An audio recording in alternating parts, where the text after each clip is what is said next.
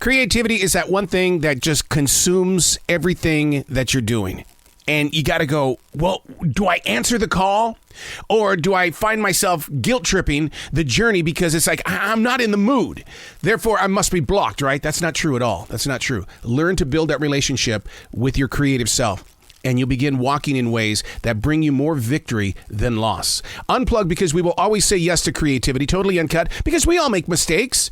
So turn it into a tool. This is Arroe Unplugged. Just got off the phone with Jesse Dayton. Do some research on this. This guy has been so connected to music, from Waylon Jennings to Johnny Cash to Rob Zombie.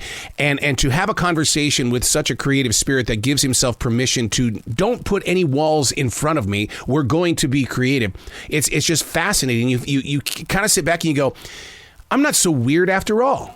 Because I thought for sure that because I wanted to do this and this and this and this and this and this, and I thought just weird people do that. And you've heard me many times say that creativity is an addiction. And he agreed. But you got to work with it, and you've got to move through it. But it was just so fascinating to sit down with another creative spirit that doesn't let anything get in the way. We even talked about him directing a movie. He didn't like it because it was totally out of his comfort zone, but it was just very fascinating to listen to him share his journey. And he's got a brand new book out. It's called Bow Monster. And the interview will post on Like It's Live this coming Saturday morning at 7 a.m. So, but when it does, I invite you to really kind of experience what it's like to sit with a real creative person that doesn't say no to the art of just sharing, letting the energy just move right through them. Hey, it's Arroe. This is The Choice. This is what I was writing while the sun was waking up on a brilliant new day. And today we're reading from November 10th, 2021. It was obviously one of those mornings where I sat there in my writing place, the sun was starting to rise, and my imagination was going, well, what do you want to do? I don't know. I never know what I'm going to do when I sit down and write, but the imagination does. It just kind of turns into a cartoon character. Hey, what do you want to do now? Because you wrote about this yesterday, you wrote about this the other day, and blah, blah, blah. Let's do something different. And so you just sit there staring at the page. The inkwell is to my left, and my writing instrument, which has a nib on it, is in my hand, and it's just sitting there. And I love moments like that because it's like shifting gears. We're going to do something different today. And how do I know that? Because I'm aware of it. This page is sitting right here going, come on, bring your best game, man, bring it. A page isn't designed to remain blank. Therefore, as a writer, I can't just sit here staring at the vibrant white that this page offers. I've often wondered about the process of page making. Would I love and respect it more if I were to visit the factories that develop the tools of my daily discipline? Watching a video doesn't come with the scent in the air. Have you ever been by a paper mill? Oh my God. The paper mills in Montana always carried with them a horrid odor that couldn't be escaped while you were driving. Now, according to my quick little research thing here, the mills, what they do is they emit sulfur dioxide. What I didn't know is that it also takes more than a tree to create paper. Are you ready for this? There are some paper mills that use old rags. What? Yes. It's like, what? I thought paper was just, it's just get a tree. A tree has donated its life. It's sacrificed everything for the writers. But it also requires old rags. I cringe at this news. I really do. The reason why is because I'm one of those fools.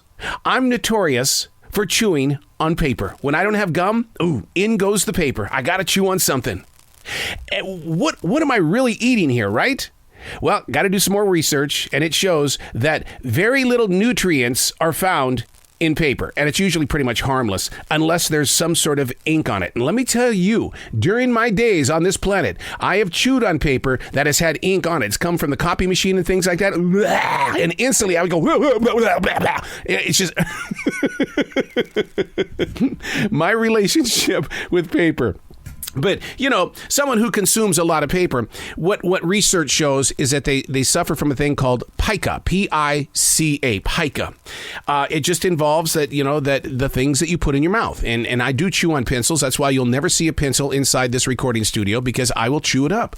There are certain things that I will just sit here, the end of a writing instrument, a pen, like a big pen. That was the reason why I started investing money in Mont Blanc writing instruments and bigger name writing instruments, because it was never going inside this mouth to be chewed on. I'm not going to spend that kind of money for an Agatha Christie Mont Blanc and find myself going, oh my God, I chewed it up. Some historian comes by 1,000 years from now and says, well, this writing instrument back in its day was worth this, but what are these 9 marks on it?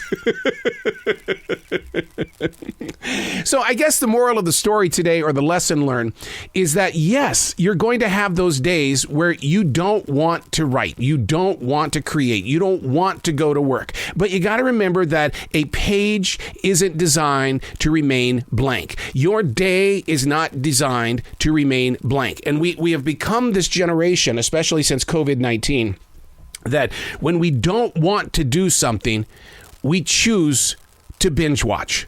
We choose to do something other than what we are called to accomplish.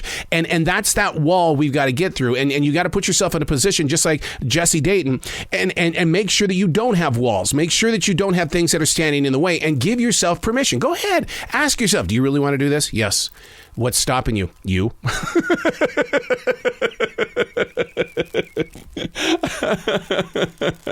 I do a thing called stream thinking. It is an exercise that I do every day. I allow myself just 10 minutes. That's it. 10 minutes. You've got 10 minutes. Just put the pen to paper and just start ripping what's going through your imagination. Anything and everything. You can talk about the scent of a paper mill. My God. If you've never done it, please just try it one time. You'll sit here and go, oh my God, that guy, he was telling the truth. That stuff stinks. It's horrible. So push yourself through the blank page and allow what is in you to be present out of you. Remember, it's not about you. It's about sharing what's in you with the rest of the universe. I'm Arroe, and that's what I was writing while the sun was waking up on a brilliant new day.